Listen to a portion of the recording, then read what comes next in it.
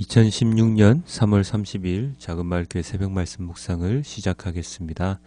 우리도 함께 찬송가 357장입니다. 우리 함께 찬양하겠습니다.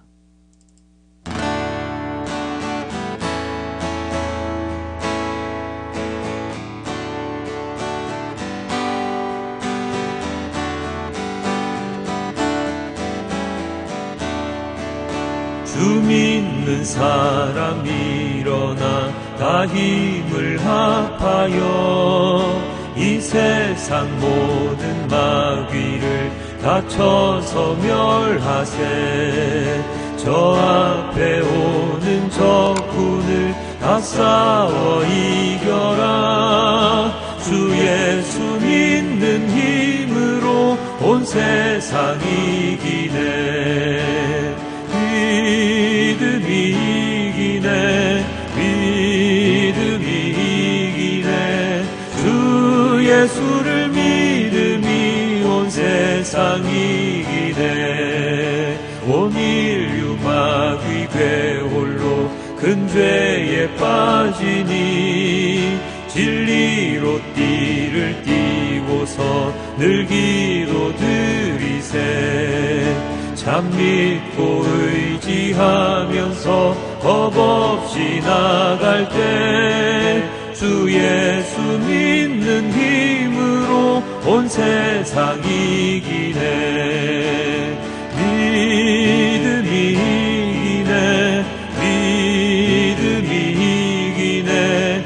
주 예수를 믿음이 온 세상 이기네. 끝까지 이긴 자에게 흰 옷을 입히고 또 영생 복을 주시니 참 기쁜 일일세. 이 어두운 세상 지나서 저 천성 가도록 주 예수 믿는 힘으로 온 세상 이기네. 믿음이 이기네. 믿음이 이기네. 주 예수를 믿음이 온 세상 이기네. 믿음이 이기네. 믿음이 이기네. 주 예수를 믿음이 온 세상 이기네. 아멘. 아버지 하나님 감사합니다. 오늘 하루도 주님과 함께 동행하고자 하오니 주님의 말씀을 잊지 않고 살아갈 수 있도록 지금 이 시간을 우리가 집중할 수 있도록 아버지 하나님께서 인도하여 주시옵소서. 주님의 말씀으로 인하여 저희가 구원받고 주님을 믿음으로 인하여 구원받고 주님과 함께 있음으로 인하여 구원받고 언제나 주님과 함께 동행하는 자로서 주님의 말씀을 전하는 자로서 살아갈 수 있도록 인도하여 주시옵소서. 이 모든 말씀 우리 주 예수 그리스도 이름으로 기도드렸습니다. 아멘. 오늘은 요한계시록 13장 11절에서 18절까지의 말씀입니다. 나는 또 땅에서 다른 짐승 하나가 올라오는 것을 보았습니다. 그것은 어린 양처럼 뿔이 둘이 있고 용처럼 말을 하였습니다. 이 짐승은 첫째 짐승이 가진 모든 권세를 그 첫째 짐승을 대신하여 행사하였습니다. 이 짐승은 땅과 땅 위에 사는 모든 사람들로 하여금 친명상에서 나음을 받은 그 첫째 짐승에게 절하게 하였습니다. 또 그 짐승은 큰 기적들을 행하였는데 사람들이 보는 앞에서 하늘에서 불이 땅에 내려오기도 하였습니다. 그리고 그 첫째 짐승을 대신해서 행하도록 허락받은 그 기적들을 믿기로 해서 땅 위에 사는 사람들을 미혹하였습니다. 땅 위에 사는 사람들에게 칼에 맞아서 상처를 입고서도 살아난 그 짐승을 위하여 우상을 만들라고 말하였습니다. 그리고 둘째 짐승이 능력을 받아서 첫째 짐승의 우상에게 생기를 넣어주고 그 짐승의 우상으로 하여금 말을 하게도 하고 또 우상에게 경배하지 않는 사람은 모두 죽임을 당하게도 하였습니다. 또 작은 자나 큰 자나 부자나 가난한 자나 자유인이나 종이나 할 것 없이 다 그들의 오른손이나 이마의 표를 받게 하였습니다. 누구든지 이 표를 가진 사람은 곧 그 짐승의 이름이나 그 이름을 나타내는 숫자로 표가 찍힌 사람이 아니면 아무도 팔거나 사거나 할 수 없게 하였습니다. 여기에 지혜가 필요합니다. 지각이 있는 사람은 그 짐승을 상징하는 숫자를 세어 보십시오.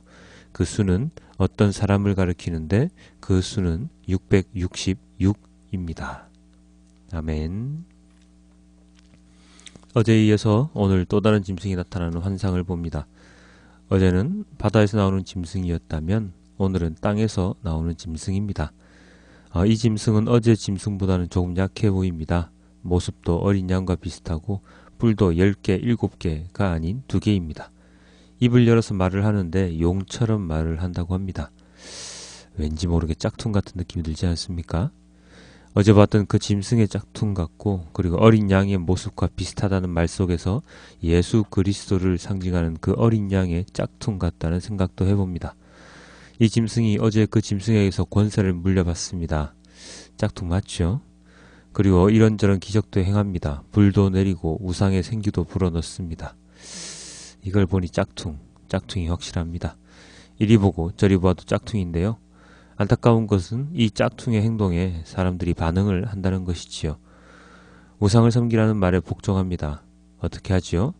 우상을 경배하지 않으면, 섬기지 않으면 죽입니다. 그리고 오른손과 이마에 표를 받게 해서 그 표가 없으면 그 어떤 것도 사지도 팔지도 못하게 합니다. 경제활동을 못하게 하지요. 이리저리 사람들의 손과 발을 묶습니다. 그러니 사람들은 이 짐승의 말을 들을 수밖에 없습니다. 거짓된 것임에도 불구하고 그가 행하는 모든 행위가 감히 대적할 수 없는 것이기 때문에 그렇습니다. 오늘날도 그렇지요. 돈이 없으면 살기 힘든 세상이기에 돈을 벌기 위해 노력을 합니다. 그런데 그 돈이 들어오면 금세 다 빠져나갑니다. 옛날에는 그래도 은행에 저축이라도 할 수 있었는데 왜요? 저축하면 이자가 붙었으니까요. 근데 요즘은 저축이라는 말은 사라진 지 오래입니다. 이자도 얼마 받지 못하는데 저축해서 무엇을 합니까? 그래서 사람들이 하는 것이 무엇이지요? 바로 투자입니다. 근데 이 투자는 이익을 100% 보장하지는 않습니다.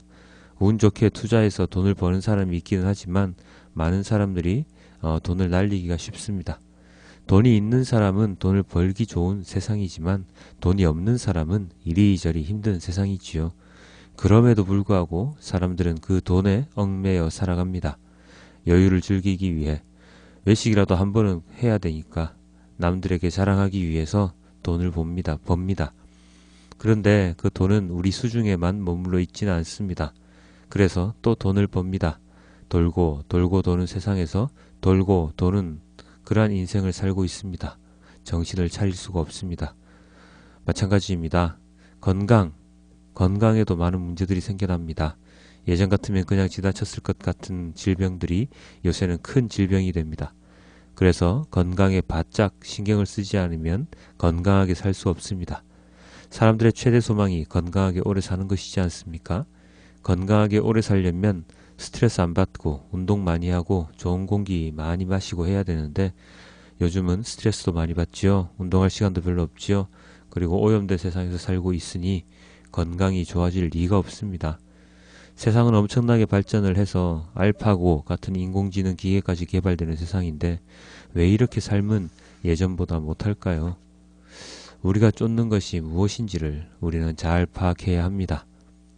우리가 헛된 것을 쫓고 있는 것은 아닌지 아니면 잘못된 우상을 경배하고 있는 것은 아닌지 그래서 표가 없으면 아무것도 사고 팔지 못하게 만드는 짐승 같은 놈들에게 우리의 영혼을 빼앗기고 살고 있는 것은 아닌지 우리는 생각해 보아야 합니다. 지난 주일 말씀 가운데 하나님 나라의 모습이 나왔었는데요. 제가 가장 마음에 드는 구절이 바로 이것이라고 말씀을 전했습니다. 이사야서 65장 23절에 그들은 헛되이 수고하지 않으며 라고 기록이 되어 있습니다. 헛된 수고를 하지 않는 세상, 일을 하면 먹고 살 수 있는 세상, 놀고 먹는 사람이 없는 세상, 사람들을 괴롭혀서 자기 것을 취하지 않는 세상, 함께 더불어 살아가는 세상, 약자와 강자가 따로 없이 서로가 서로를 위하는 세상. 아마도 이러한 세상은 저뿐만 아니라 모든 사람들이 원하는 세상일 것인데요. 우리가 왜 이런 세상을 갈망하면서도 실제적으로는 그렇게 살지를 못할까요? 그것은 바로 나의 마음에 있는 욕심 때문입니다. 그리고 그 욕심은 인간의 죄로 인해서 들어왔고요. 그 죄의 근본에는 바로 사단이 있기 때문입니다. 사단은 우리의 마음을 빼앗아서 서로를 싸우게 만들 수도 있습니다. 그리고 지치고 지치도록 달리게 만들어서 결국은 아무것도 얻지 못한 채 죽음에 이르도록 할 수도 있습니다. 오늘 땅에서 나온 그 짐승을 보십시오. 화려한 행동으로 언변으로 사람들을 홀리지 않습니까? 이 모든 것은 사단으로부터 시작되었습니다. 사랑하는 성도 여러분, 여러분의 관심은 어디에 있습니까? 여러분이 집중하는 곳은 어디입니까? 하나님입니까? 아니면 세상입니까? 우리들의 관심사, 집중할 곳은 바로 하나님 나라여야 합니다. 하나님은 우리를 살리시는 데 목적이 있고 사단은 우리를 죽이는 데 목적이 있습니다. 우리는 사단의 행동을 명확하게 분별할 수 있어야 합니다. 세상에서 걸릴 게 없는 사단 무리는 이제 믿는 자들의 영역에까지 들어와서 그들을 하나님으로부터 멀어지게 하고 있습니다. 정신 차리지 못하도록 우리들을 현혹하고 있지요. 가장 핵심은 모든 것이 사람을 살리는 것이냐 아니면 이득을 취하게 하는 것이냐, 사람을 죽이는 것이냐에 달려 있습니다. 아무리 선해 보이는 것도 그 마지막에 경제적인 이익, 권력의 쟁취, 사리사욕을 위함이라면 그것은 독입니다. 하나님은 절대로 그러한 것을 바라지 않으시지요. 오늘의 본문에 아주 중요한 숫자가 하나 나왔습니다. 666. 이 숫자에 대한 해석이 굉장히 분분하지요. 우리는 그 많은 해석들에 대해서 너무 집중을 할 필요가 없습니다. 이 666이라는 숫자는 상징적인 의미를 품고 있기 때문에 그렇습니다. 7, 우리가 완전수라고 말하는 7에 못 미치는 숫자 6, 이 세 번이나 나열이 되어 있다는 것은 이 숫자를 통해서 요한은 우리에게 하나님께 미치지 못하는, 하나님을 모방하기만 하는, 그리고 그것을 통해서 우리를 유혹하는 사단의 계략을 잘 깨우쳐야 함을 가르쳐주고 있는 것입니다. 마지막이 다르면 이단이지요. 마지막에 무엇이 우리를 기다리고 있는지를 잘 살펴보십시오. 우리는 생명을 살리는 자로서 살아가야 할 임무가 있는 자들입니다. 구원의 길로 한 영혼을 인도하는 그리스도의 증언자로서 살아가야 합니다. 그렇기에 그 어떠한 말에도 현혹되지 아니하고 사단의 유혹에도 현혹되지 아니하며 그 모든 것을 잘 분별할 수 있는 자가 될 수 있도록 주님께 언제나 기도함으로 나아가야 할 것입니다. 사단은 지금도 큰 입을 벌리고 우리를 집어삼키기 위해서 기다리고 있습니다. 이 모든 것으로부터 해방될 수 있는, 자유로울 수 있는 길은 오직 하나, 주님을 따라 살아가는 길밖에 없음을 오늘 또다시 깨우치게 됩니다. 이 모든 것을 잘 분별하고 나아갈 수 있도록 주님께 기도하는 우리 모두가 될 수 있도록 인도하여 언제나 기도를 게을리하지 말아야 할 것입니다. 오늘 하루도 주님의 말씀과 함께 동행하는 자가 될 수 있도록 다들 기도 많이 하시길 부탁드립니다. 기도하겠습니다. 아버지 하나님, 너무나도 감사합니다.